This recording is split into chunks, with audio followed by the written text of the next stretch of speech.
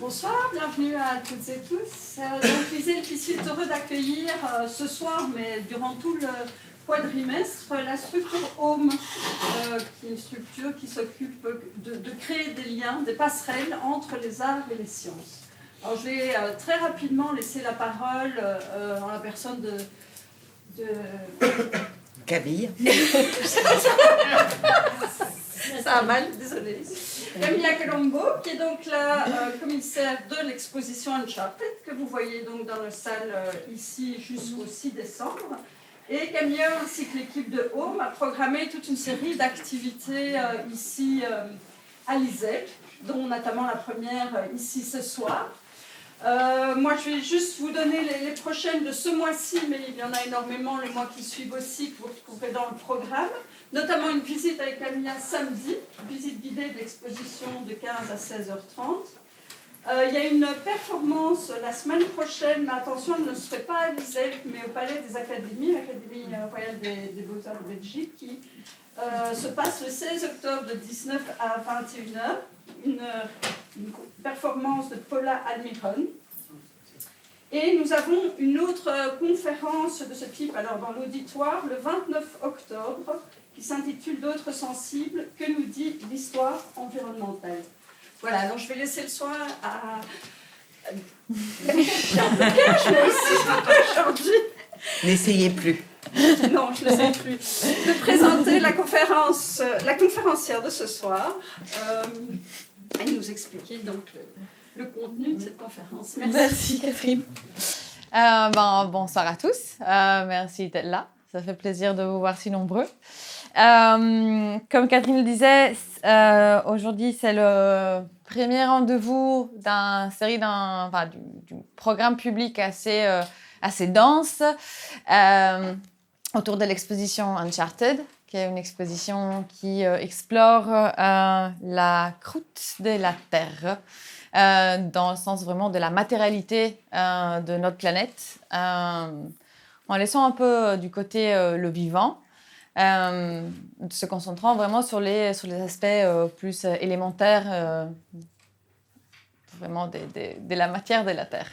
Exposition pour laquelle on a eu la chance de travailler avec un groupe de géologues de l'ULB qui nous a accompagnés et qui nous a très informés au niveau de la médiation. Donc, si vous avez vu ou vous allez voir l'exposition, n'hésitez pas à prendre le guide du visiteur parce qu'il y a plein de pépites. Voilà, donc dans l'exposition, il n'y a pas de vivant. Du coup, on le retrouve ici ce soir. Le programme public est conçu d'une manière à élargir le discours autour de l'exposition. Donc, on sort un peu, on fait un pas d'à côté à chaque fois. Aujourd'hui, avec Nathalie Blanc, on explore un peu le lien au vivant. Et donc, sans trop d'hésitation, je vous présente Nathalie Blanc, qui est directrice de recherche au CNRS. Merci d'avoir accepté cette invitation. Elle est directrice aussi du Centre des politiques de la Terre et pionnière de l'éco-critique en France. Elle a publié et coordonné différents programmes de recherche, notamment sur l'esthétique environnementale, la nature dans les villes et la mobilisation environnementale. Elle est membre fondatrice du portail numérique français des humanités environnementales. Elle a également été déléguée française du réseau de recherche européen COST sur la appelé Investigating Cultural Sustainability, et par la suite déléguée du programme européen COST sur le nouveau matérialisme How Matters Matters entre 2016 et 2019. Elle est autrice d'une quinzaine d'ouvrages et de nombreux articles scientifiques, et ses travaux explorent le lien entre esthétique environnementale, présence du vivant en ville, pratiques artistiques engagées et transformation socio-écologique des territoires. Elle est aussi artiste et commissaire d'exposition. Elle travaille sur le thème de la fragilité écologique et elle anime et coordonne depuis 2017 le laboratoire de la culture durable consacré au sol urbain de l'Anthropocène et à l'alimentation durable, donnant lieu à plusieurs expérimentations en matière d'écriture et d'exposition. Donc, Nathalie, je vous laisse la parole pour une petite présentation et après on aura un peu d'échange. On espère aussi avec vous aussi. Eh bien, merci beaucoup pour l'invitation et merci à tous, toutes d'être présents ce soir. Donc, vous l'aurez compris, j'ai un parcours un peu bigarré puisque j'ai un pied du côté des beaux-arts et des arts plastiques et de la question de l'écriture et un pied en tant que géographe de l'environnement, ceci depuis plus d'une trentaine d'années. De fait, j'ai fait la première thèse sur la nature dans la ville dans les années 90, et figurez-vous que je l'ai fait sur le cafard, l'animal, et on avait étudié à l'époque les dynamiques de population de cet animal dans différentes villes françaises. Alors si je mets ça pour thème d'entrée, si j'ose dire, c'est pour vous dire que le vivant, c'est pas toujours du vivant qu'on juge bénéfique dans les villes. Et pour le coup, le vivant qui est souvent travaillé pour les artistes, par les artistes dans les territoires, comme on va le voir, c'est plutôt un vivant bénéfique. Donc on a un peu cette dualité du vivant, qui est ce vivant qu'on désire et ce vivant qui n'est pas désiré. Et c'est sur cette dualité que depuis maintenant 30 ans, je travaille.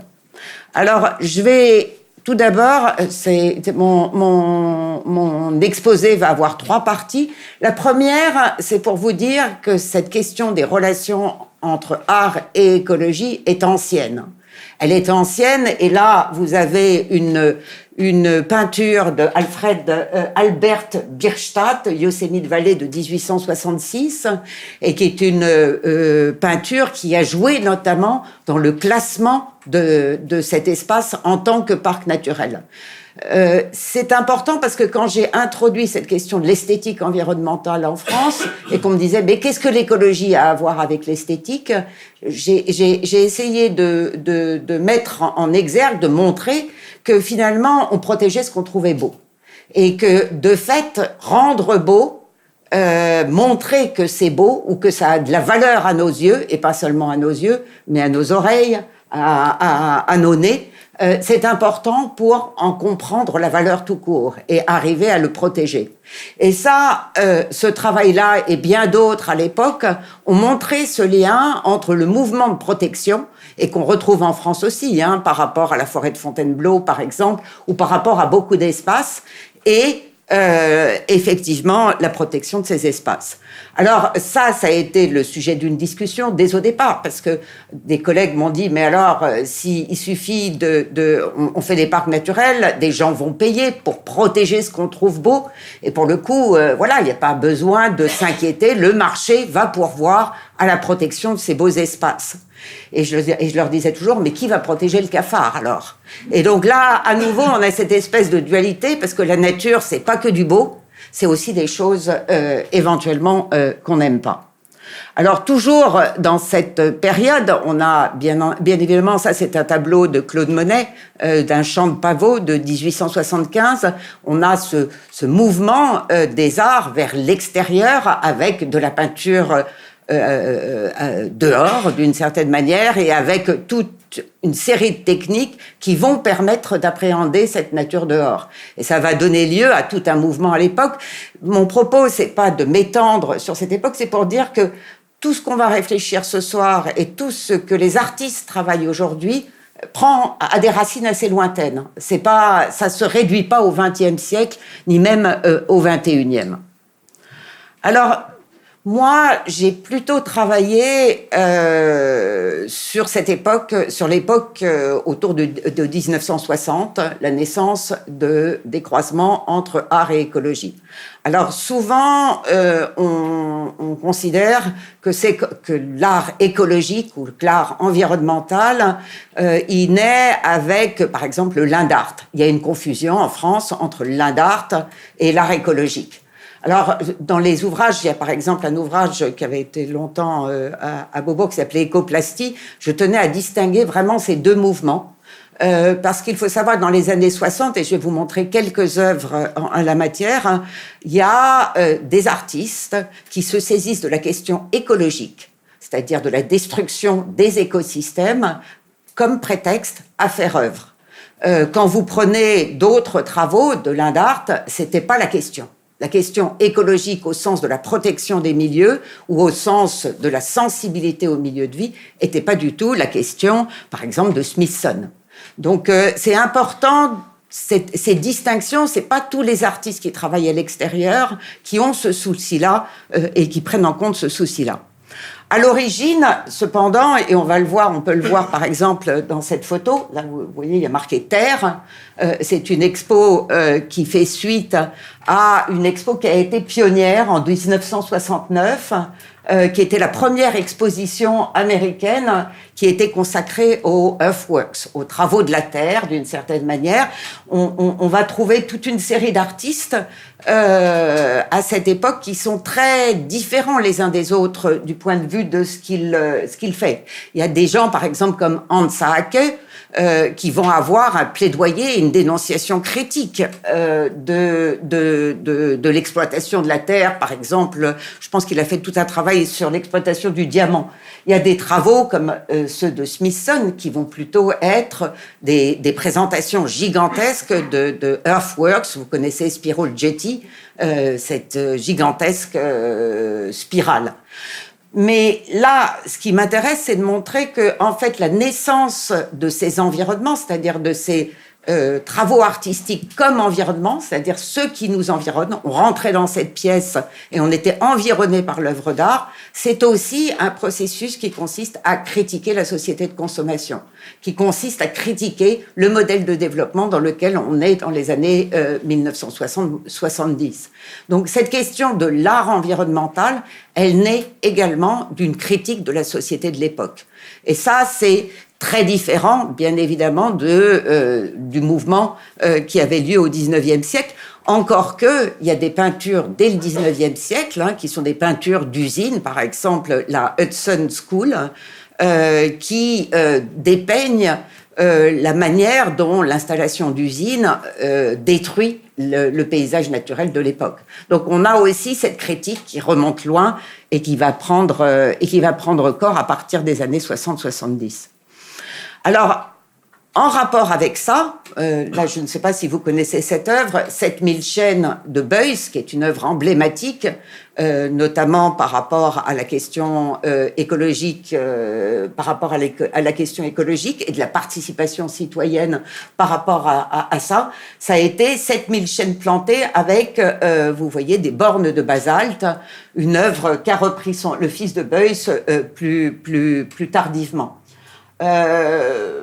Voilà, c'était l'idée d'une prise de conscience. Il faut savoir que Beuys a très tôt travaillé ce rapport à la terre qu'on va voir chez d'autres artistes plus tard. Il a même fondé une ferme en Italie qui n'aura pas le succès ou qui ne sera pas aussi emblématique que cette œuvre, mais dans lequel il plantera abondamment. Donc il y a toute une réflexion sur le long temps de la part de Beuys sur cette question-là.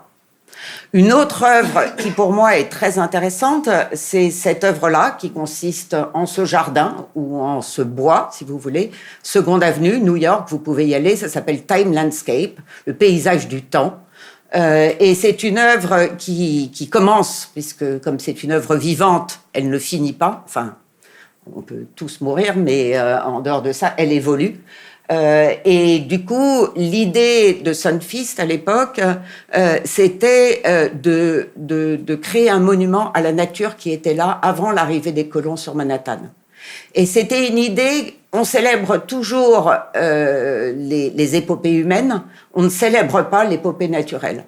Et d'une certaine manière, quand on fait une exposition comme ça, c'est aussi une façon de s'interroger sur cette épopée naturelle et la manière dont elle a interagi avec les humains. Donc, Time Landscape, c'était des espèces qui étaient là avant Manhattan, et pour le coup, il y avait cette idée, et qu'on va retrouver dans le mouvement écologiste bien après, d'espèces indigènes.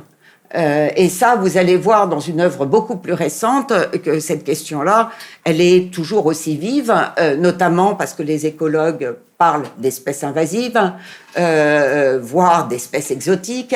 Donc, cette question autour des espèces et de la place qu'elles doivent avoir autour de nous est quelque chose de vif, notamment en cette période de changement climatique, puisque les espèces bougent, même si elles sont, les arbres et la végétation est moins mobile, par exemple, que les insectes. Alors, des artistes que j'ai connus et qui sont maintenant décédés, les époux Harrison, qui étaient sur la côte ouest américaine, et qui ont, eux, sur cette œuvre qui était à Londres, qui s'appelle Portable Fish Farm, la ferme de pisciculture portable, je ne sais pas comment, et qui était parmi les œuvres de la survie. Ils appelaient ça d'emblée les œuvres de la survie, ou les morceaux de la survie. Et cette pièce-là, elle était dans une galerie à Londres, et elle a été très critiquée, notamment parce qu'il y avait des poissons qu'on tuait, et à la fin qu'on mangeait. Et elle a été très critiquée parce que, soi-disant, on attaquait les animaux. On faisait du mal aux animaux qui étaient présents dans la galerie. Et pour le coup, ça pose la question du statut. Pourquoi on critique ça, mais pas les dizaines de milliers de fermes du même ordre qui étaient tout autour? C'est-à-dire qu'il y a, en mettant ça au cœur d'une exposition, il y a une espèce de décalage qui s'opère et qui montre à quel point il y a une espèce d'hypocrisie, d'une certaine manière, à vouloir dénoncer d'un côté et profiter de l'autre. Et c'était ça sur quoi ils avaient attiré l'attention. De même façon, ils avaient introduit, ça c'est une autre de leurs pièces Survival Piece, ça c'est un verger portatif. Et du coup, ils ont montré que on était en train de détruire beaucoup de ces vergers, beaucoup de ces plantations, et en les mettant au cœur du musée, ils ont fait pareil avec Pig's Tail, des cochons, et du coup en mettant non pas des animaux sauvages, non pas une belle nature, mais une nature produite. Une nature qui est le fruit du travail humain, avec tout ce que ça veut dire en termes d'exploitation, eh bien, ils le mettent au cœur de l'expo, en disant, voilà, de quoi s'agit-il exactement quand vous voyez ça? De quoi parle-t-on à l'extérieur quand on voit ça là? Eh bien, ils mettent cette espèce de critique du système productif au cœur du musée, ne serait-ce qu'en mettant cette Portable Fish Farm ou les autres œuvres qu'ils ont créées. Alors, ce qui est intéressant chez les Harrison, c'est qu'ils ne sont pas contentés de déplacer des éléments de nature dans le musée, mais ils ont travaillé dans l'aménagement également. C'est-à-dire qu'ils ont travaillé en planification, ça s'appelle le Green Heart, voilà la carte qui a été exposée pendant longtemps et qui était censée symboliser le poumon vert, d'une certaine manière, ou le cœur vert de cette partie de l'Europe. Alors, en partie en céramique, etc. Il y a eu, en fait, ils sont morts tout récemment, il y a eu un numéro spécial qui leur a été consacré de la revue Field, et qui est intéressant parce qu'ils ont un parcours tout à fait extraordinaire pour leur époque et étant donné leur trajectoire. Alors, un autre travail emblématique de ce qui se passe dans beaucoup de villes, l'implication des artistes sur des territoires urbains, avec beaucoup de bénévoles ont participé à cette œuvre qui était à Londres, plus d'une centaine de bénévoles. Ça a impliqué une prise de conscience de ce qu'on pouvait faire de manière éphémère, d'une certaine manière, et de l'occupation éphémère de ce lieu qui, éventuellement, a été urbanisé par la suite. Donc, on a ce rôle des artistes qui est utilisé un peu, si j'ose dire, comme des lieux éphémères, et on le voit beaucoup à Paris, où ça pose la question de l'occupation temporaire de certains lieux, soit par des associations alternatives, etc., soit par des artistes quand il s'agit de travailler ces lieux avec les personnes présentes. Voilà une vision plus en recul du même travail de la même artiste. Alors, un travail que j'aime beaucoup, c'est celui de... je vous laisse ça pour que vous ayez son nom, au cas où je l'écorche. Elle est brésilienne d'origine. Elle a contribué à la naissance du Parti vert comme Beuys en Allemagne. Donc, c'est quelqu'un qui est très engagé sur les questions écologiques. Et en fait, ce qu'elle a fait, c'est d'aller chercher d'aller chercher le ballast. Est-ce que vous... Alors, je vais faire comme avec mes étudiants, mais c'est pas du tout. J'allais dire, est-ce que vous savez ce que c'est le ballast? Donc, le ballast, c'était ce qu'on mettait dans les bateaux pour les lester avant qu'ils retournent à leur port d'origine avec des marchandises qui leur permettaient de s'équilibrer. Et en fait, ils se chargeaient avec ces pierres, ces cailloux, etc. Donc, ils emmenaient des graines de la terre dont ils venaient, et ils les déchargeaient, par exemple, autour de Marseille, autour des grands ports. On a beaucoup de ballast qui a été déchargé, et du coup, ça a été aussi une façon d'introduire des espèces qui n'étaient pas là auparavant.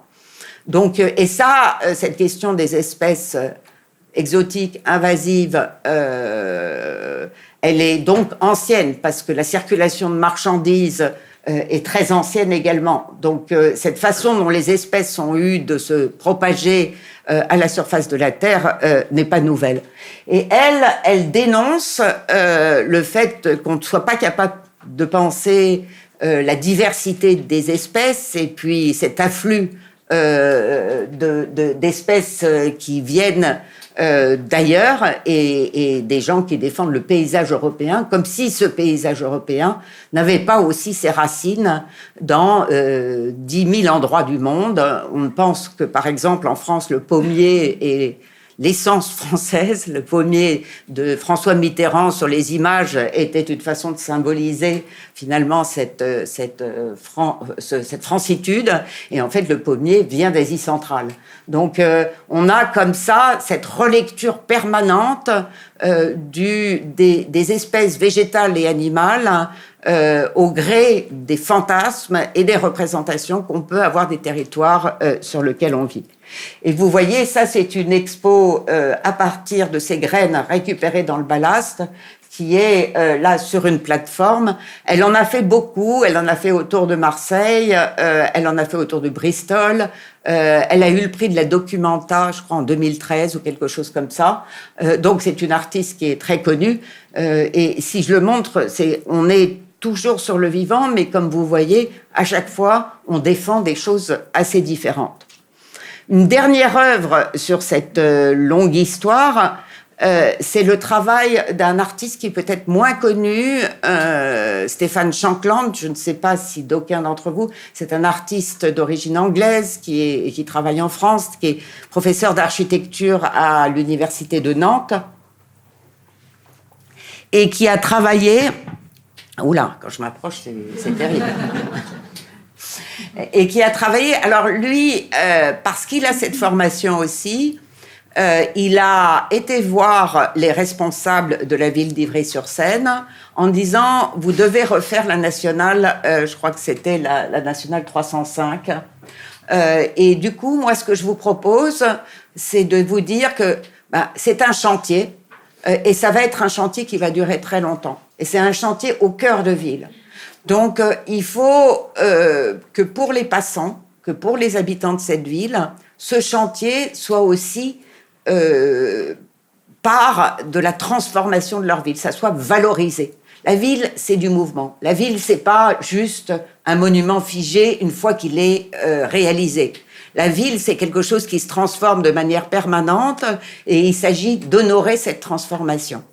Donc, il a travaillé sur le chantier pendant 10 ans avec les urbanistes, avec les élus, avec des tas de corps de métier. Et voilà les lieux sur lesquels il a travaillé.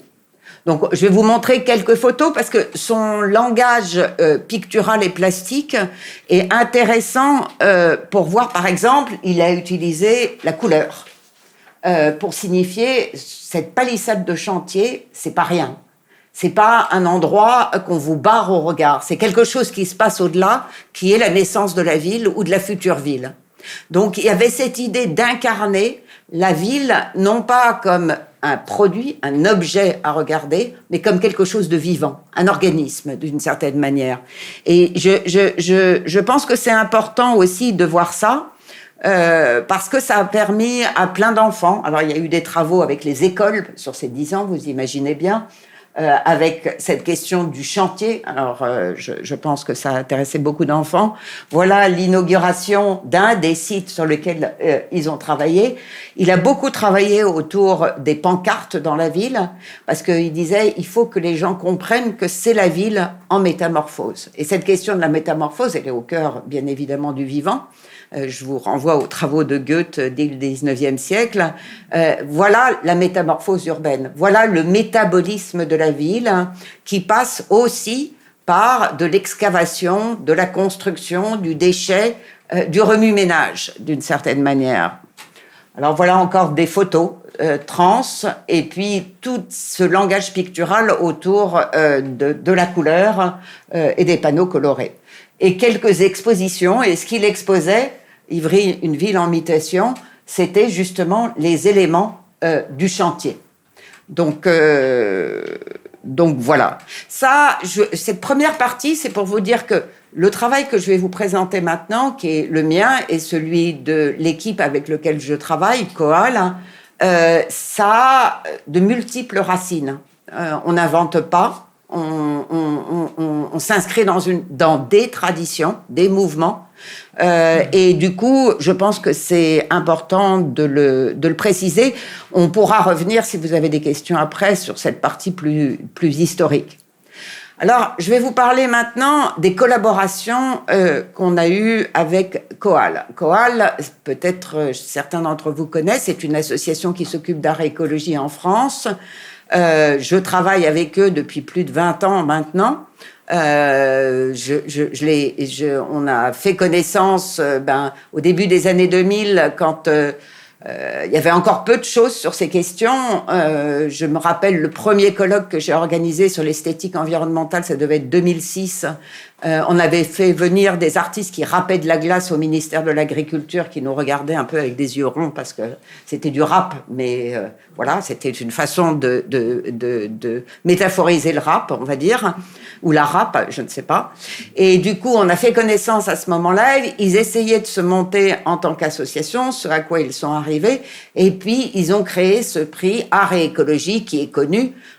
J'ai plusieurs fois fait partie du jury. Cette année, on a reçu un nombre de candidatures, parce qu'après, il faut toutes les regarder, etc. Enfin bon, bref, c'est beaucoup de travail, mais c'est un grand succès au-delà, bien au-delà des frontières françaises.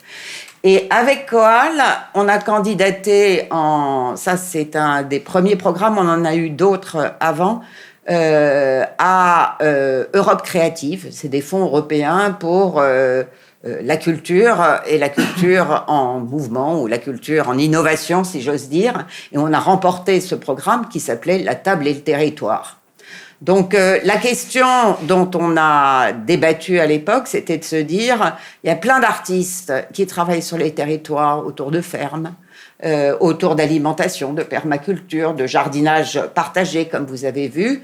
Comment essayer de comprendre ce qui se passe, quelles sont les racines de ces mouvements, et puis comment on peut les aider à aller plus loin autour des projets de ferme ou autour des projets d'agriculture qu'ils ont mis en place.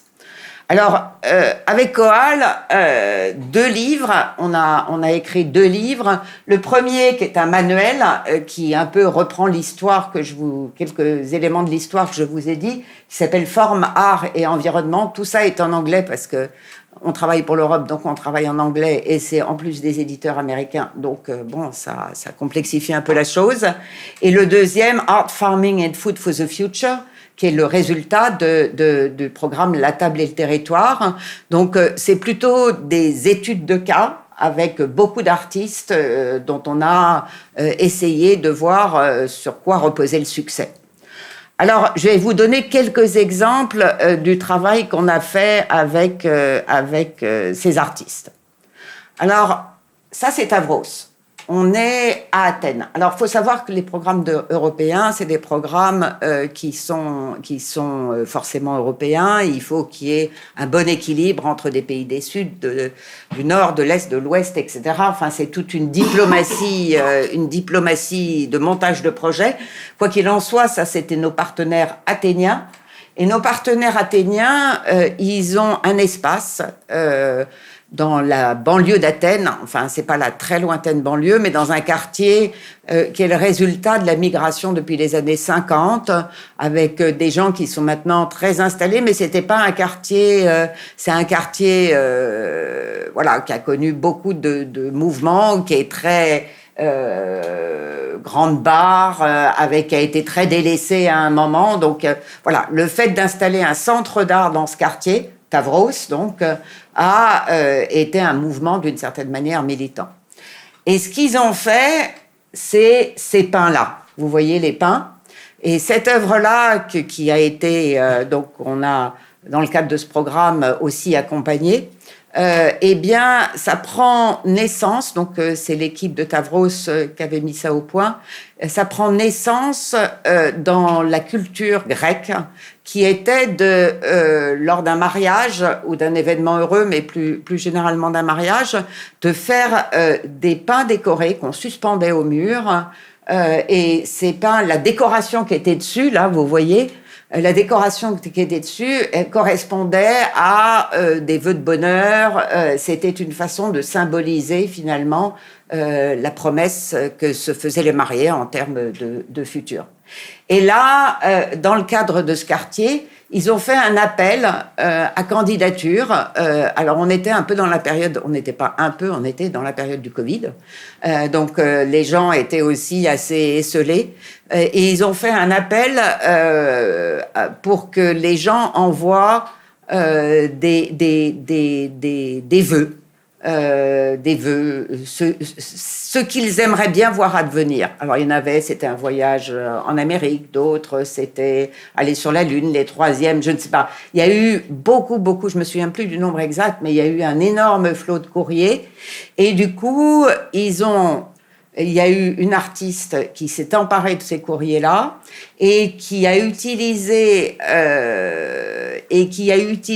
alors l'outil informatique, l'outil numérique, en rentrant tous ces vœux-là et en essayant de produire des images correspondantes. C'est-à-dire en essayant de voir à quel type d'image ou à quel type de sculpture sur pain correspondraient les vœux qui avaient été faits par les personnes. Et donc ça a abouti, là c'est des pins très sages que vous voyez, il y a eu des pins très délirants, alors j'aurais dû mettre une photo de pins délirants parce qu'il y en a qui sont assez étonnants avec des dragons, voilà, et ces pins étaient dans les boulangeries, avec un journal multilingue, comme vous voyez là la personne avoir. Et du coup, la boulangerie était devenue le lieu de discussion autour du pain et de la décoration. Donc, c'est une œuvre assez complexe, d'une certaine manière, qui est une œuvre participative et qui montre... Alors, parce que Camilla me demandait tout à l'heure, il faut que tu expliques pourquoi l'importance du territoire. Sans le territoire, tous ces gens ne cohabiteraient pas, ne se rencontreraient pas à la boulangerie pour discuter de ce qui les fait vivre ensemble. Et une chose qui les fait vivre ensemble, c'est notamment, bien évidemment, et c'est pour ça qu'on avait dit la table et le territoire, le fait de manger. Ça, c'est incontestable.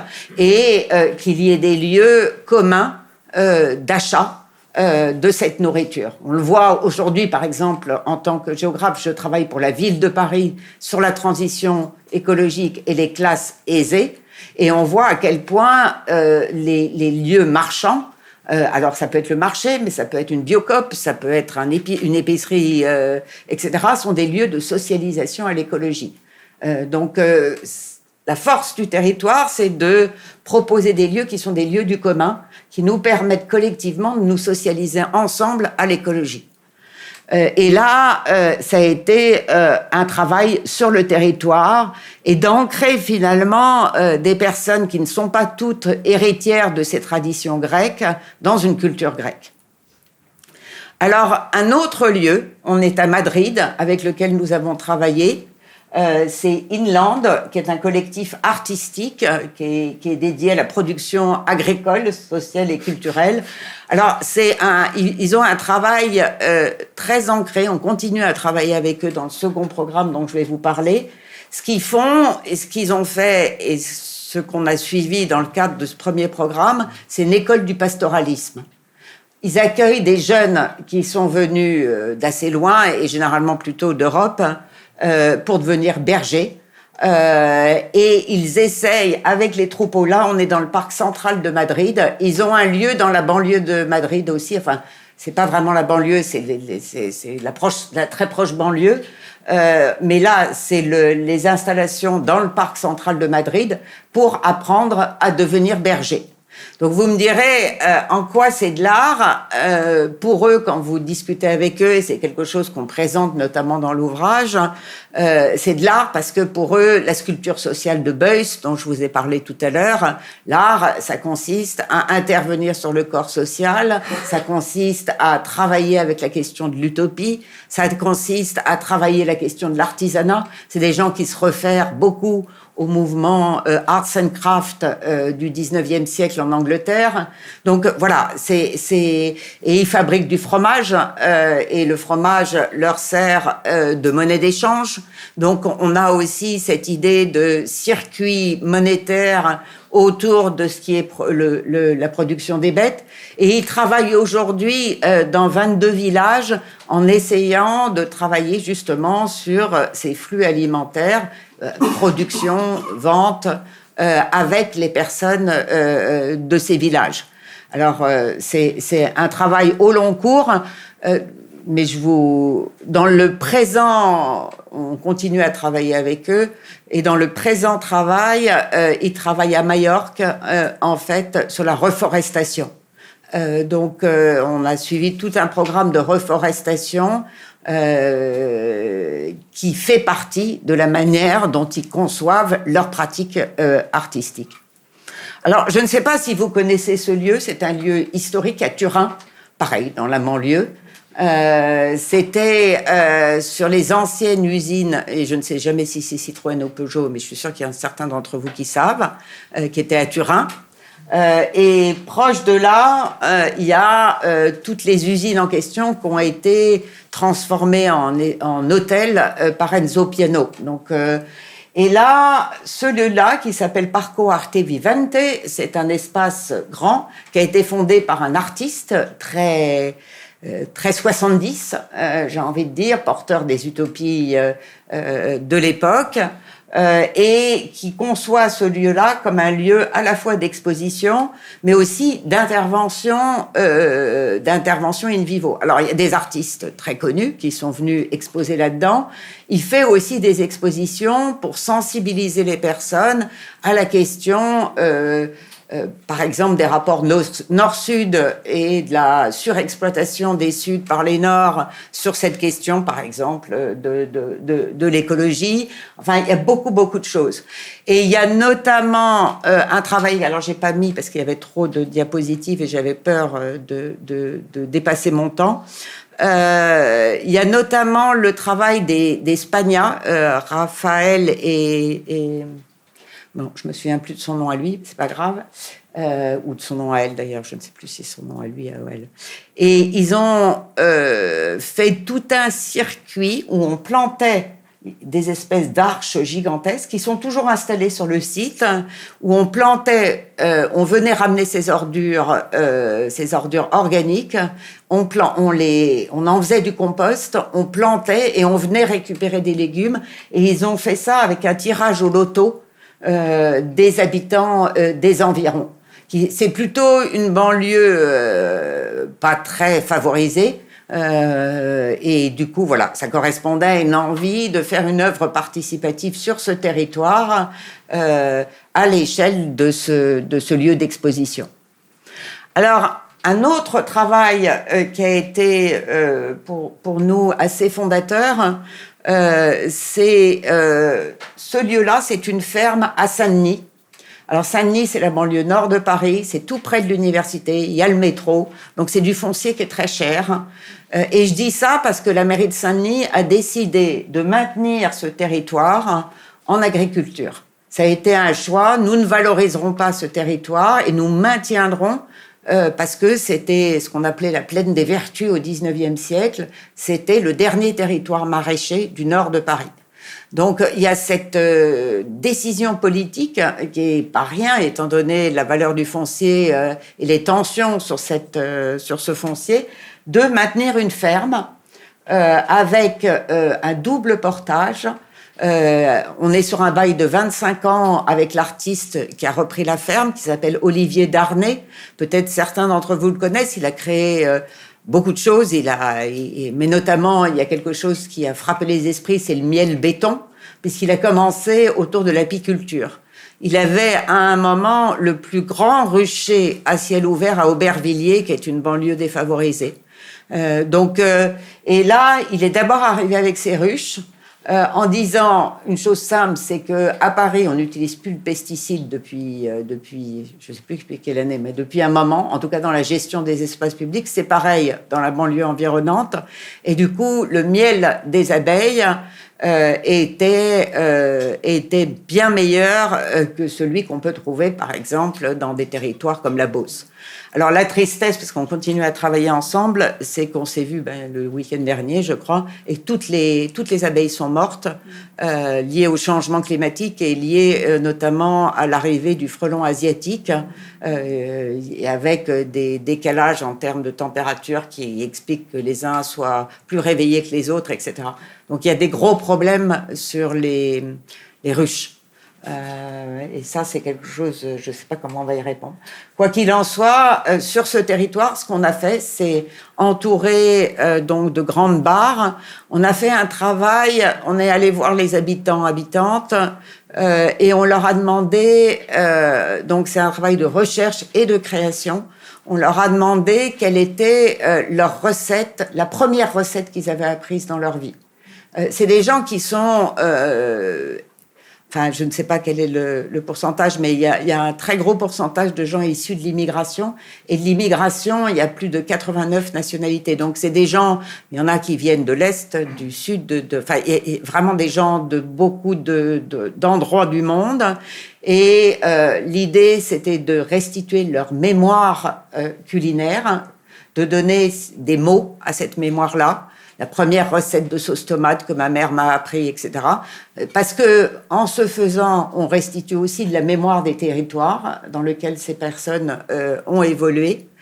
Les recettes qu'ils faisaient aujourd'hui dans ce territoire-là, avec la nourriture qu'ils arrivaient à aller acheter, parce qu'on est dans un territoire où trouver du frais, c'est pas toujours évident, enfin, pour des tas de raisons sur lesquelles je vais pas m'appesantir. Donc, et les recettes qu'ils aimeraient faire. On a appelé ça souvenirs recettes souvenirs, je ne sais plus comment on a appelé ça, mais les souvenirs de recettes, les recettes du présent et les recettes du futur.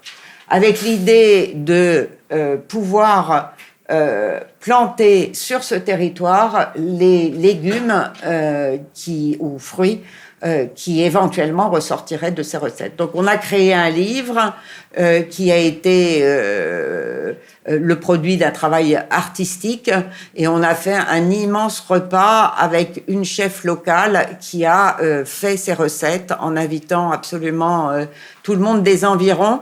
Donc c'était une façon aussi de dire l'agriculture, c'est pas qu'en dehors de la ville, et on peut avoir un terroir de Saint-Denis. Terroir, pour les Français, c'est vraiment l'idée de la ruralité la plus profonde, on a le terroir, etc.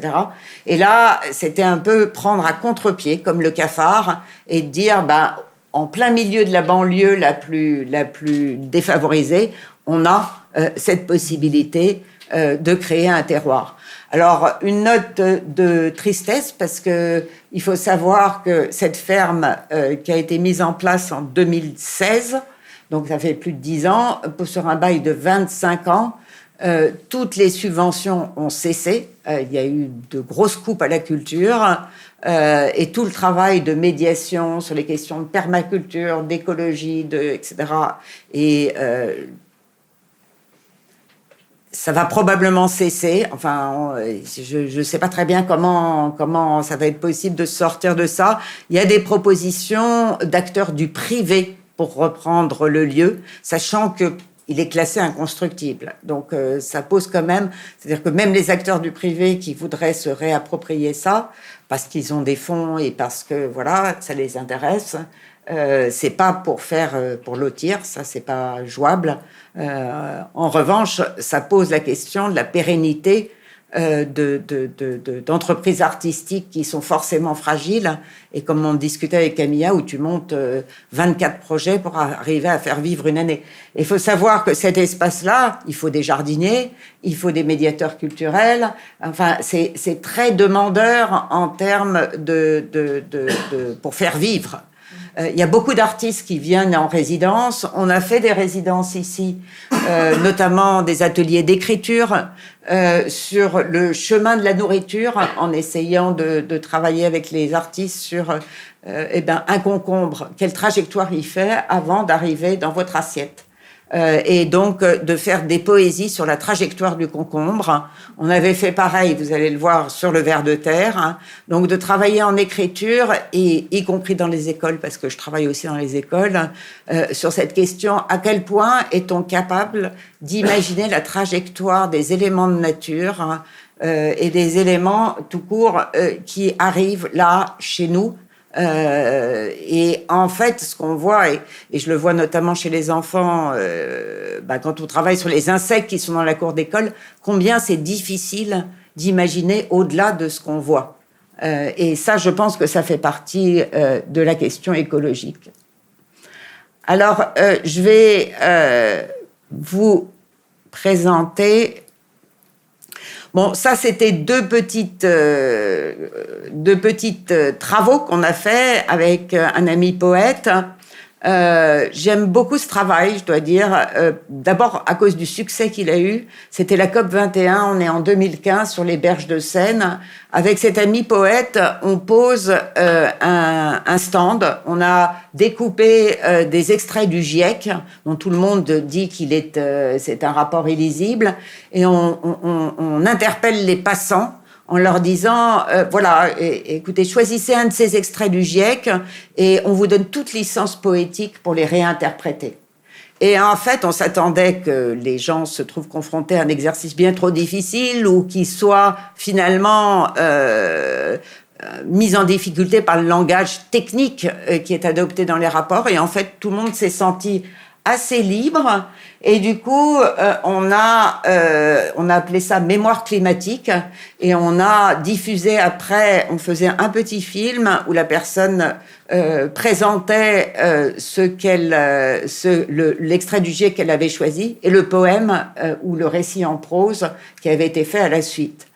Alors, en tant que chercheur, je peux vous dire que des fois, je ne comprenais pas très bien les liens qui étaient faits entre l'œuvre qui avait fait les personnes et l'extrait du GIEC. Mais il aurait fallu étudier ce lien pour arriver à comprendre, parce que des fois, ça me semblait très, très lointain. En tout cas, c'est sûr que ce travail a eu un gros succès, au sens de les gens s'arrêtaient et venaient et avaient envie, d'une certaine manière, de s'approprier ce rapport. Enfin, deux derniers travaux qui sont toujours le produit de cette collaboration avec Coal dans le temps. Une exposition que nous avons fait au domaine de Chamarande dans le 78, je crois, ou 80, bon, je ne sais plus quel département, peut-être le 91, en fait au sud de Paris. Et ça s'appelait Sol Fiction, les fictions du sol. L'idée, c'était de mettre en binôme un artiste et un scientifique. Moi, j'animais l'ensemble, et puis on a fait un travail d'écriture avec une collègue. Et chaque couple artiste-scientifique a fait des œuvres qui ont été exposées par la suite, avec les urbariums qui ont été l'œuvre collective. Alors, en fait, c'est très grand. En tout cas, c'est presque aussi grand que moi, donc c'est très grand. Et en fait, l'idée, c'est que chaque contenant était un exemple de sol. Un sol véritable, un sol fictionnel, un sol du futur, un sol de Mars, un sol agricole d'aujourd'hui de la Beauce.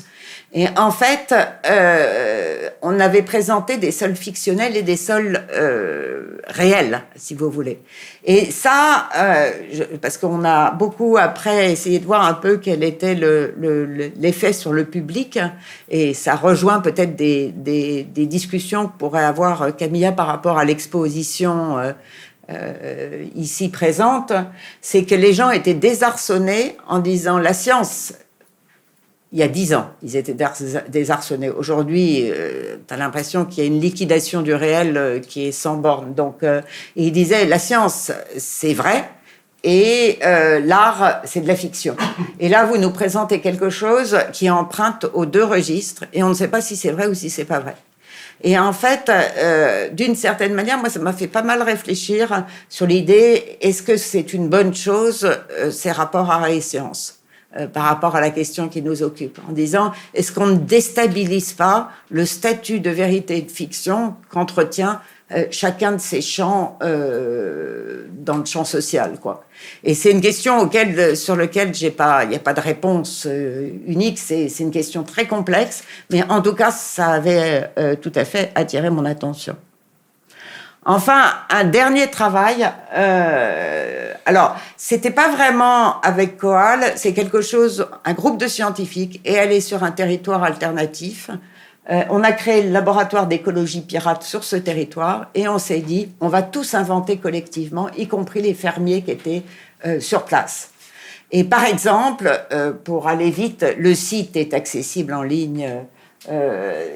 On a demandé aux agriculteurs et aux éleveurs de produire des travaux d'écriture sur leurs troupeaux. Et là, c'est Alexandre qui parle, il fait du foie gras. Et il parle de ses oies. Donc, il a écrit des textes. Il y en a d'autres que ça a été sur des vaches, etc. Et en fait, ça a été... Alors, il faut savoir que ce territoire, c'est des gens qui sont plutôt engagés, qui viennent là, qui sont dans une certaine forme d'esprit, etc. C'est pas non plus n'importe quel territoire agricole, mais c'est quelque chose qui a eu beaucoup de retombées.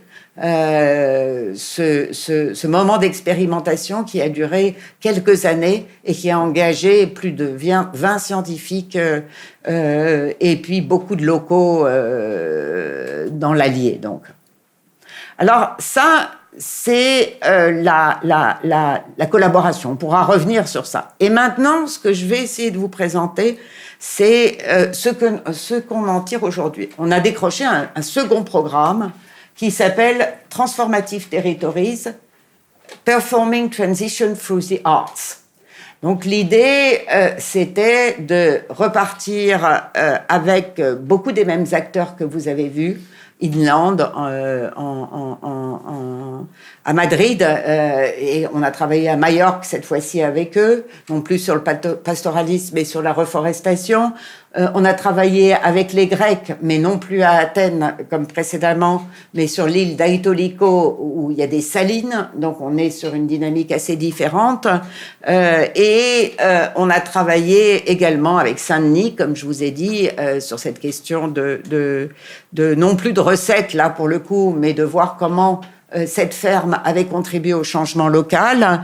On a aussi un terrain en République tchèque, au cœur de la Bohème, où ça pose tout à fait encore d'autres questions et beaucoup d'artistes ont été en résidence. Ce qu'on nous a demandé dans le cadre de ce programme, c'est d'essayer de réfléchir finalement comment un artiste peut-il investir un territoire et qu'est-ce qu'il peut produire. Est-ce que ça a vraiment un intérêt qu'un artiste soit en résidence sur un territoire et est-ce qu'il peut vraiment contribuer à la transition ou à la transformation socio-écologique. J'aime pas tellement le mot transition, donc je m'abstiens. Et du coup, ce que je vais vous présenter, c'est encore des réflexions. Alors, ça va être publié là prochainement comme un espèce de guide méthodologique qui adopte à la fois une série de concepts, mais c'est surtout comment vous faites concrètement. Vous arrivez sur un territoire en tant qu'artiste et qu'est-ce que vous faites? Alors, avec quelques questions, je ne sais pas pourquoi les flèches sont devenues vertes. Elle a dû savoir que j'étais écolo.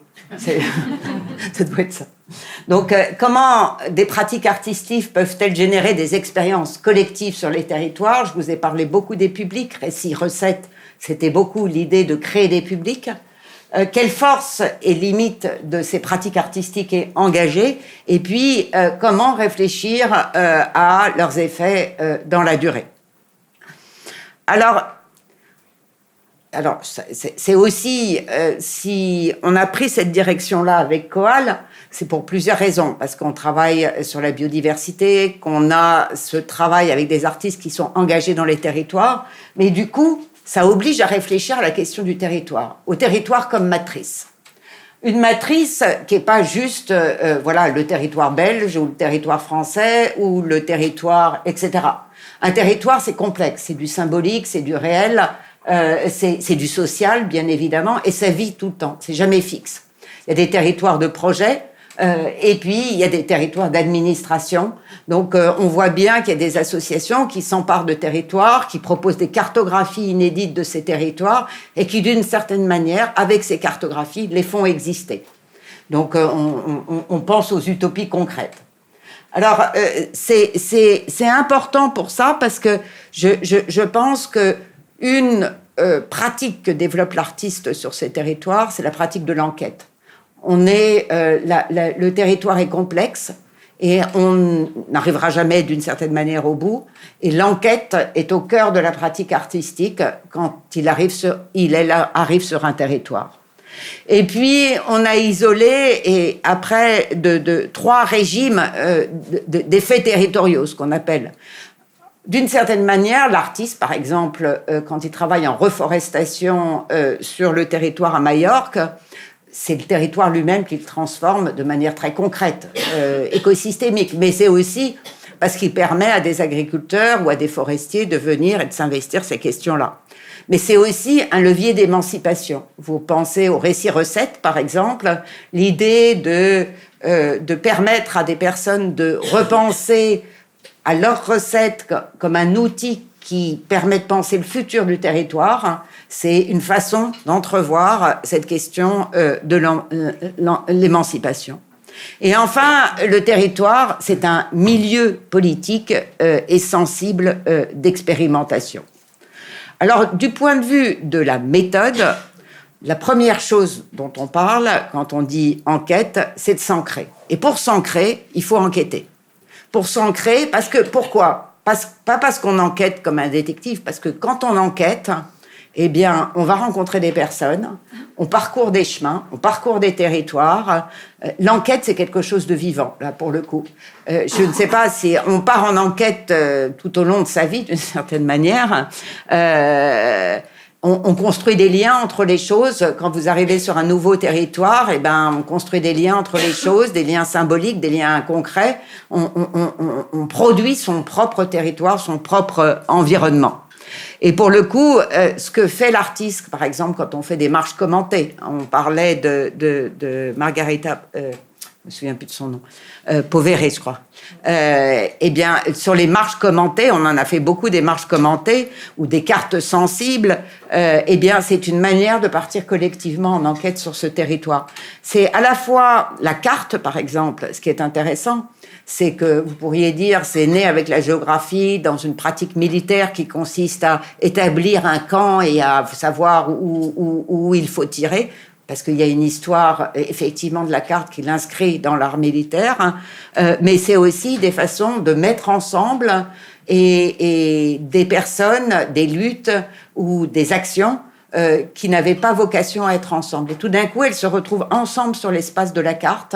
Et cette carte, elle est réintitulée, par exemple, territoire d'enquête artistique. Et tout d'un coup, on participe ensemble à cette carte. Ça a des effets symboliques assez forts. Et on le voit, par exemple, sur des luttes au Brésil où on travaille. J'ai travaillé, pareil, dans la région parisienne, des artistes qui ont créé une carte des initiatives écologiques dans la banlieue, dans Paris Nord. Et ça a eu une force telle qu'elles ont fait exister des lieux qui ne se connaissaient pas entre eux. Le fait d'être sur la même carte, d'avoir quelqu'un qui rentre dans ta boutique, une épicerie solidaire, et qui dit « Ah, je fais tout le parcours des lieux qui sont marqués sur cette carte ». Et donc, tout d'un coup, il y a quelque chose qui existe là, qui n'aurait pas existé sans ce geste qui construit cet outil. Alors, le diagnostic, il n'est pas définitif. À aucun moment, l'artiste va partir en diagnostic. Par exemple, cette personne dont je me rappelle plus le nom, qui travaille sur les feux de forêt, elle va faire un diagnostic de la forêt qui a brûlé, un diagnostic avec les habitants. Mais ce diagnostic, il est toujours vivant. La forêt, elle est toujours vivante. Elle repousse. Voilà. Mais le fait d'établir un diagnostic ensemble, ça crée un nœud de sens commun. Donc voilà, toute cette partie d'enquête et d'ancrage qui vise à ancrer les artistes dans leur résidence, elle me semble et elle nous semble très importante. Alors, la difficulté par rapport à cette méthode, d'une certaine manière, c'est de dire que beaucoup des résidences d'artistes, c'est très court. On a à peine le temps de s'ancrer. Et souvent, l'argent s'est épuisé avant même qu'on ait le temps de véritablement s'installer. Si on a 1 mois ou 15 jours ou 1 semaine sur place, il n'y a pas de quoi... c'est pas suffisant pour bâtir l'enquête. En tout cas, pour bâtir l'ancrage. Peut-être l'enquête, on arrive en allant vite. Et de toute façon, cette question-là, elle concerne les artistes, mais elle concerne les chercheurs. On nous demande des résultats avant même d'avoir fait la recherche. Donc, c'est l'accélération qui est propre aux travaux d'aujourd'hui, auxquels répond d'ailleurs l'IA, en fait. C'est un problème. Alors, après, l'artiste, et on le voit, encore une fois, tout ça, ce que je vous présente là, c'est à la fois tiré de l'analyse de toutes ces collaborations, mais aussi, on a fait une grosse workshop avec plein d'artistes à Machao, au Portugal, qui ont permis de travailler collectivement ces dimensions-là dont je vous parle. Donc, c'est le résultat aussi de ce travail collectif qu'ont permis d'identifier avec les artistes ce qui pouvait être ce qu'ils avaient travaillé chacun au sein de sa pratique, sachant qu'ils ont des pratiques très variées. Donc, au-delà de l'enquête et de la culture commune à créer, il y a l'idée de transformation, c'est-à-dire l'idée d'identifier, que les artistes identifient ce qu'ils veulent transformer. Et pour le coup, si tu travailles sur une cartographie, tu travailles sur des représentations. Si tu travailles sur de la reforestation, pour le coup, tu travailles sur des pratiques. Il faut réinaugurer des pratiques très concrètes, qui sont pas quand tu fabriques du fromage ou quand tu fais du pastoralisme, on est dans de la pratique. On n'est plus du tout dans juste travailler sur un dispositif symbolique qui permet de faire évoluer. Et puis, il y a cette idée d'infléchir ce qu'on appelle les régimes d'action collective. La ferme de Saint-Denis, dont je vous parle, tous ces légumes et ces fruits sont reversés au secours populaire. Donc, il y a l'idée de permettre à une ferme locale d'alimenter des circuits courts en direction des personnes défavorisées localement. Donc, cette idée d'identifier sur quoi on va travailler en termes de transformation territoriale, c'est important. Alors là, je vous ai donné, c'est juste des éléments. Ils seront dans le guide parce que ça va être publié. Mais voilà, pour dire, on a trouvé ça important de faire toutes sortes d'exemples, d'être très explicite par rapport à ce qu'on pouvait dire, parce que l'enquête, elle peut concerner les usages, elle peut concerner le repérage des milieux, elle peut aussi faire surgir des demandes de la part des habitants. À quelles échelles on travaille? Vous avez vu les Harrison qui travaillent à l'échelle de la Hollande. C'est pas du tout pareil que quand on travaille à l'échelle d'un micro-territoire. Il y a aussi l'activité de nommer qui est très importante de la part des artistes. Ce travail symbolique, il est au cœur de la pratique artistique. Alors, enfin, il y a la question d'engager les publics. Bon, c'est toujours une difficulté parce que c'est pas je fais une conférence, vous venez, mais un artiste qui arrive sur un territoire, personne ne le connaît, il va faire une pratique. Pour l'instant, il arrive avec son projet, il est financé par une résidence, il est financé par une structure artistique, éventuellement par une commune, et pour le coup, il lui faut faire réseau et le construire, son public. Et ça, c'est un gros travail, d'aller voir les uns et les autres, de faire du porte-à-porte, d'essayer de voir comment on construit ce public. Est-ce que ça doit être un public qui va fabriquer quelque chose avec l'artiste, comme dans le cas de la ferme, ou est-ce que c'est un public qui finalement vient juste assister à une performance ou un concert? Donc, il y a vraiment différentes sortes de publics. Je ne sais pas combien de temps il faut que je m'arrête, ouais. Ok. Je vais aller très, très vite. Donc, il y a la partie d'évaluation. Encore une fois, ça va être publié et je pense que ça sera assez facilement accessible. Évidemment, le temps que c'est publié, c'est toujours long. Mais bon, là, et la question de l'évaluation, c'est quelque chose sur lequel je suis particulièrement sensible, notamment à cause de l'Europe, mais aussi parce que les communes, tout le temps, demandent, ou les territoires, ils disent, alors, prouvez-moi d'une certaine manière que cette pratique artistique a changé quelque chose. Et donc, on a réfléchi collectivement sur un certain nombre de dimensions, et notamment sur l'idée qu'il s'agissait de documenter au fur et à mesure les transformations. De ne pas... la pratique artistique, c'est comme le vivant, c'est pas on arrive à un temps T et tout est fini. C'est du fur et à mesure. C'est du tissage. Et j'aime beaucoup cette métaphore d'un tissage parce qu'il faut tisser des alliances, il faut tisser des micro-gestes, il faut réinventer des choses localement. Voilà, et ça me semble tout à fait important. Alors bon, voilà, on a Margareta Pevere, tout à l'heure je parlais. Elle a travaillé sur le feu dans cette région de Massao, où ils avaient planté beaucoup en eucalyptus, et ça a brûlé, parce que vous savez, l'eucalyptus, ça brûle comme c'est pas possible. Il y a de grandes zones au Portugal qui ont brûlé. Thierry Boutonnier, c'est un autre artiste avec lequel on travaille, qui est fils d'agriculteur d'ailleurs, et qui, les premiers gestes avec lesquels j'ai connu, on était avec lui sur les berges de Seine quand on a fait les mémoires climatiques, et lui, il était enfermé avec ses cochons, et voilà, donc on a cohabité allègrement. Et là, il fabrique des pépinières à Nanterre avec toute une participation, un travail sur l'arbre et sur la plantation. Puis peut-être ce programme que vous connaissez, qui intervient sur les territoires, des nouveaux commanditaires, qui est un programme que tous les acteurs du monde de l'art, je crois, connaissent. Il y a les nouveaux commanditaires de l'art, des groupes d'habitants qui se mettent ensemble et qui font une commande via de la médiation à un artiste.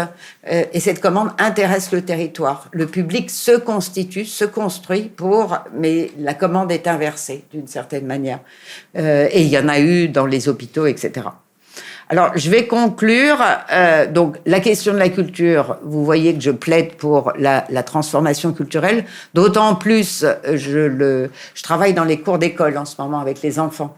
Et on a planté les cours d'école. J'ai beaucoup travaillé avec la communauté urbaine de Bruxelles. D'ailleurs, on a fait venir des cars entiers d'étudiants. Et en fait, les enfants des maternelles et des petites, enfin des primaires, possèdent un vocabulaire beaucoup plus étendu après la plantation qu'avant. Et on a fait des tests à de multiples reprises, tout simplement parce qu'il y a d'autres objets de nature qui sont introduits dans la cour dont ils ont à parler. Enfin, je veux dire, c'est assez simple de penser l'enrichissement, enfin, c'est simple, non, visiblement non, mais l'enrichissement d'un milieu. Et c'est pour vous dire que la question de la culture, à mon sens, pour qu'on arrive à appréhender l'importance de l'écologie, elle est vraiment au cœur. Voilà. Et changer les pratiques artistiques de telle sorte à regarder un peu ce vivant autrement. Bon, je vous remercie. Je suis désolée si j'ai dépassé le temps.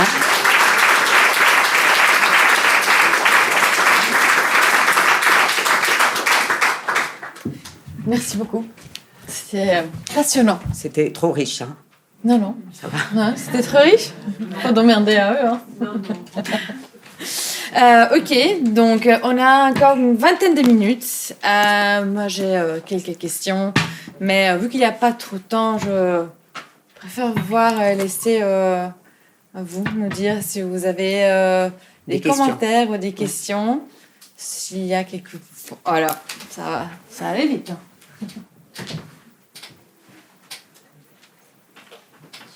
Bon, ça. C'est mieux ? Ça marche ou pas? Un, deux. De toute façon, on s'entend, non? Ouais, c'est vrai. 1, 2, 1, 2, 1, 2. On s'entend mieux. Merci pour cette présentation.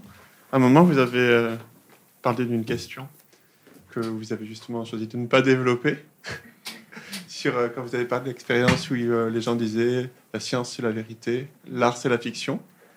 Et ça me paraît hyper important. Et puis, finalement, vous avez à réaborder cette question-là par la suite. Alors déjà, c'est évidemment une vision épistémologique hyper naïve et puis comme un peu ancienne. Et puis, je pense que dans tout ce que vous dites, ensuite, par la suite, finalement, c'est comment est-ce qu'on reconstruit les représentations. Et si parce que, par exemple, la carte, vous en parlez souvent, la carte, c'est basé sur une certaine épistémologie qui est finalement assez extractive. Donc, si on veut aller au-delà, on est obligé de faire ça. Donc, la question de l'art pour changer ces représentations, elle est hyper importante. Et voilà. Donc, ça, c'était juste un commentaire pour vous entendre en parler plus, si vous voulez bien. Ouais, on va peut-être prendre 2 ou 3 questions. Je vais essayer de répondre pour que tout le monde, pour que plusieurs... C'est une question super complexe en plus, aujourd'hui en particulier, quand on voit la manière dont les scientifiques sont traités. Je vois autour de moi des gens me dire, mon cousin qui est physicien, il pense que le changement climatique, ça n'existe pas, mais je lui dis, mais c'est ton cousin, c'est pas un groupe de scientifiques et une institution qui a des modes de fact-checking, qui a des modes de mise à l'épreuve des faits qui sont démontrés. C'est juste ton cousin, c'est pas la même chose. Et c'est pas parce que ton cousin est scientifique que ça change quelque chose. Je pense que cette question de la science, en termes d'intelligence collective, parce que c'est de l'intelligence collective, la science, en fait, c'est des dispositifs qui ont été mis en place à partir, alors avec ses erreurs, ses naïvetés, c'est tout ce que vous voulez, et très critiquable, avec ce positivisme qui est parfois ahurissant, etc. Mais il n'empêche que c'est de l'intelligence collective avec des modalités de mise à l'épreuve des faits élaborés. Et ça, je trouve ça très important de le répéter. Dans l'art, on n'est pas sur les mêmes modalités sociales de production. Et je pense que ça aussi, c'est important de le dire, parce que ce qui me semble que l'artiste invente, que ne fait pas le scientifique, bien que, encore une fois, il y a des rapprochements à faire et on pourrait discuter un peu éternellement, c'est de la respiration institutionnelle. C'est-à-dire que ce que l'artiste qui arrive et qui dit je vais mettre des cochons sur les berges de Seine et je vais vous montrer que je sais pas quoi, tout d'un coup il transgresse le code de cet endroit, il en fait quelque chose d'autre et il démontre que cette autre chose qu'il est en train de faire, c'est tout aussi valide que ce qui était avant, et tout d'un coup ça déplace la représentation qu'on peut avoir de cet endroit.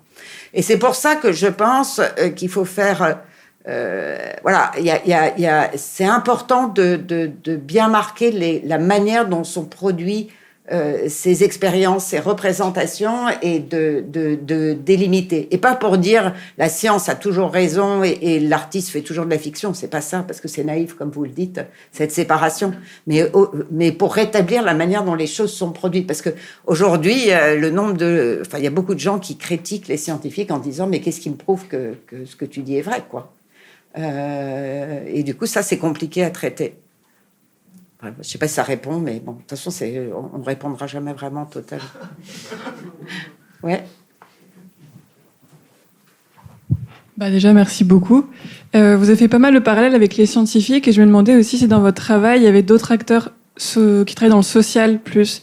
Parce que je voyais certaines actions qui avaient été montrées et qui auraient aussi pu être faites par exemple par un collectif, je sais pas, qui travaille dans une mairie ou à la commune. Et voilà, est-ce que du coup, quand on dit que c'est un artiste, c'est parce qu'il y a en plus, je sais pas, une trace plastique? Parce qu'il y a certaines actions qui peuvent vraiment, j'ai l'impression, être faites que par des acteurs qui s'identifient vraiment au champ social.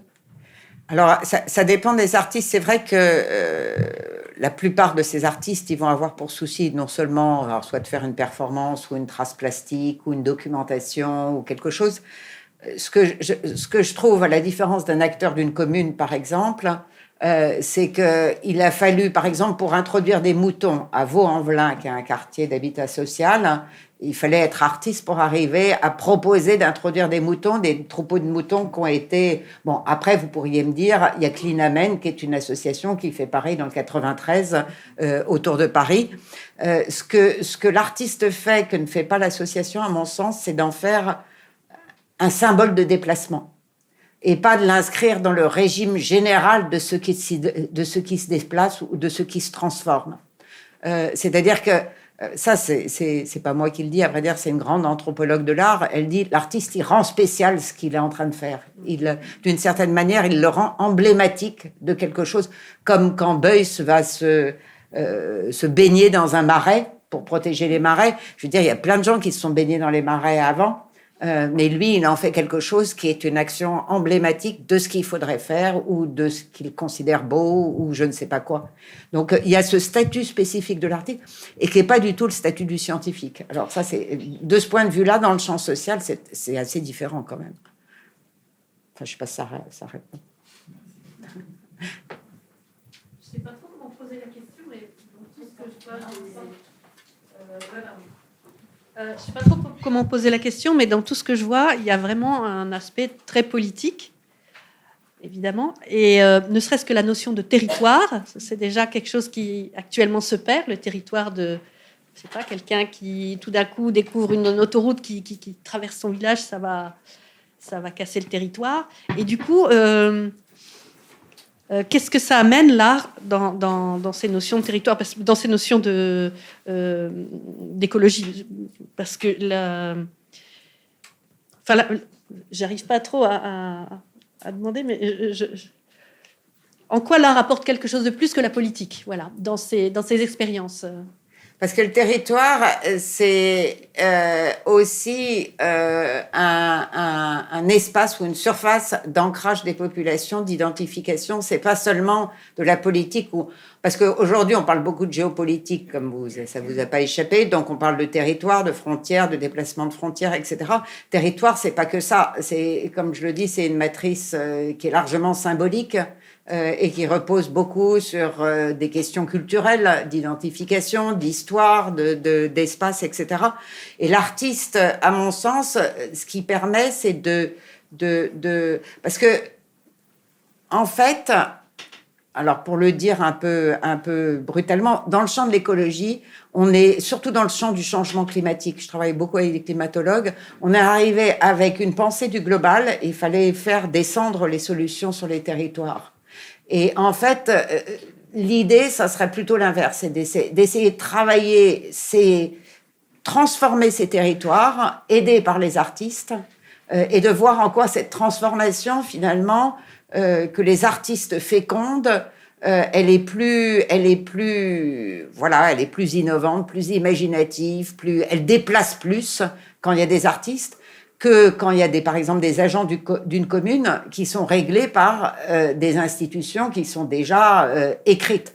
En fait, l'artiste, si je parle de respiration institutionnelle, c'est aussi parce que l'artiste, il a la capacité d'écrire son propre agenda. Ce que n'a pas l'agent d'une commune qui obéit à des règles qui sont celles de son métier. Voilà. Et je pense que cette alliance entre local et capacité à la respiration institutionnelle, c'est quelque chose qui me semble extrêmement précieux dans ce que peut apporter l'artiste dans ce tissage des territoires, en fait. Ça peut renouveler, ça peut donner de nouveaux concepts, en fait, qui sortent du système imposé par les puissants, la science utilisée par les puissants, etc. Oui, c'est cette idée, effectivement, de sortir du global qu'on va appliquer génériquement. Et on voit à quel point c'est un acteur du retissage, d'une certaine manière, qui est important. Sur le Parlement de la Loire, par exemple, le rôle des artistes, j'étais l'autre jour à Tours parce qu'il y avait le Parlement de la Loire, me semble intéressant en termes de récits, de production de récits. Camille de Toledo a produit des récits et ça permet d'une certaine manière de produire une histoire. Et c'est pas rien de produire une histoire sur un territoire parce qu'on se le raconte vraiment autrement. Et je pensais à quand vous opposiez la science qui serait peut-être le réel ou je sais pas quoi, et l'art qui serait la fiction. Mais la science, c'est une fiction, un système cohérent, etc. Mais c'est quand même un truc qui sort de la réalité, c'est un modèle, on peut dire, qui est valable, qui est un outil intéressant, mais de la même façon que l'art peut l'être. Donc ça s'oppose pas pour moi. Ça, c'est pas du tout. En fait, alors là, je vais prendre ma partie sociologue, si j'ose dire. C'est pas du tout les mêmes modes de production. Moi, je vois quand je publie un article, là, on vient. Merci, de publier un article dans Nature Climate, ce qui est le top pour les scientifiques, vraiment le top. Donc, mais sur la renaturation des cours d'école, justement. Et quand tu vois les évaluations collectives auxquelles on est soumis, le regard de vérification, etc., l'artiste n'est pas soumis du tout aux mêmes choses. On n'a pas du tout la même armature institutionnelle pour produire de la science qu'on en a que pour produire l'art. Et heureusement, enfin, je veux dire, c'est parce que c'est des champs d'expérimentation et de production de récits qui n'ont, à mon sens, sociologiquement rien à voir et qui ne devraient pas... voilà. Et c'est intéressant de les pousser dans leurs extrêmes, et les uns et les autres, à vrai dire. C'est le cas aussi pour la science, la recherche pure. Quelquefois, on part vers de l'expérimentation complètement hors de l'utilitaire. Ça peut aussi amener des choses nouvelles, enfin des choses qui... Hors du l'utilitaire. Ah oui, en mathématiques, j'ai des collègues qui travaillent en mathématiques, alors je peux vous dire que ça plane. Ça plane pour moi, ouais. Donc... Il y a une autre question par ici. Que ça plane pour moi ? Oui. Non, c'est parce que ce collègue en lequel je pense, il est en mathématiques formelles ou je ne sais plus quoi, et en fait, il travaille que sur sa feuille. En fait, il a aucun lien avec ni les territoires ni le réel. Enfin, nous, on travaille. Tous ceux qui travaillent sur ces questions d'écologie, d'environnement, on passe notre temps sur le terrain. À se confronter à des acteurs, des fleuves qui débordent, des érosions qui sont là. La personne qui est en mathématiques, elle est confrontée à des équations, des modèles formels. Je ne sais pas trop parce que je ne suis pas mathématicienne, mais je vois bien comment ils travaillent. Ça n'a rien à voir. C'est des sciences formelles, donc c'est encore autre chose, quoi. Je me pose toujours la question de savoir, est-ce que parfois ça ne foire pas ? Qu'est-ce qui foire pas ? Tout le dispositif que vous êtes en train de déployer ici, est-ce que ça réussit à tous les coups ? Alors, c'est toute la question de l'évaluation. Ça dépend de ce qu'on appelle réussir ou pas. Il y a forcément des moments où ça foire, comme vous dites. C'est-à-dire que les acteurs sont pas contents. Par exemple, cette amie qui est artiste, qui a monté un endroit qui s'appelle La Cuisine, dans le Tarn-et-Garonne, qui a été un lieu de résidence artistique, etc. Ça a super bien fonctionné. Il y avait des résidences, il y avait la population, il y avait tout ce que vous voulez. Puis à un moment, la municipalité a changé ou je ne sais plus quoi. Et du coup, ça a foiré, comme vous dites. Alors après, ça a existé pendant un temps. Peut-être, moi, là, j'ai monté le Centre des politiques de la Terre. On a fait venir une écrivaine en résidence. Elle a travaillé avec nous. Elle a eu le prix Inter sur les feux de forêt avec des scientifiques, etc.